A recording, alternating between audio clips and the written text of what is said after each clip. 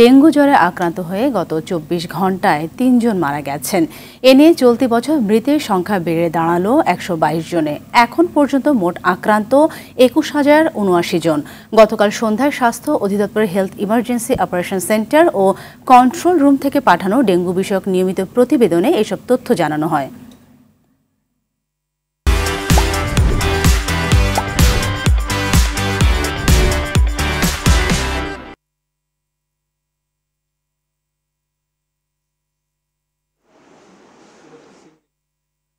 দর্শক, এই মুহূর্তে মহাখালী ডেঙ্গু ডেডিকেটেড হাসপাতাল থেকে সরাসরি যুক্ত হচ্ছেন সহকর্মী সুফিয়ান ফারাবি।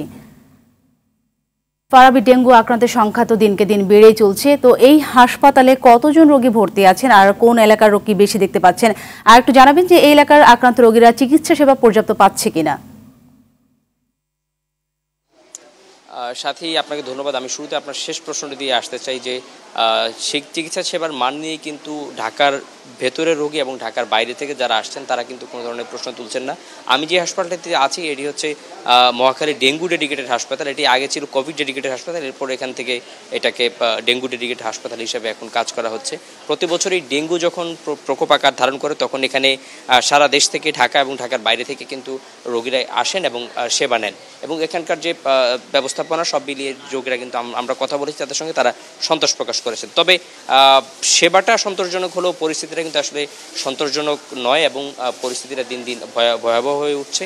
আমরা এই হাসপাতালে টোটাল রোগীর সংখ্যা জানতে পেরেছি ১৬১ জন, কিন্তু এর মধ্যে ১২৪ জনই কিন্তু ডেঙ্গু আক্রান্ত রোগী এই মুহূর্তে ভর্তি রয়েছেন। তার মধ্যে ৪০ জন পুরুষ রয়েছে এবং ৫২ জন মহিলা রয়েছে। আর এর মধ্যে স্পর্শকাতর তথ্য হচ্ছে প্রায় ৩২ জন শিশু কিন্তু এই হাসপাতালটিতে এই মুহূর্তে ডেঙ্গু আক্রান্ত হয়ে সেবা নিচ্ছেন এবং তারা কিন্তু বিভিন্নভাবে তাদেরকে সেবা দেওয়া হচ্ছে। আর আমরা এখানে যারা কর্তব্যরত দায়িত্বরত রয়েছেন তাদের সঙ্গে আমরা কথা বলেছি।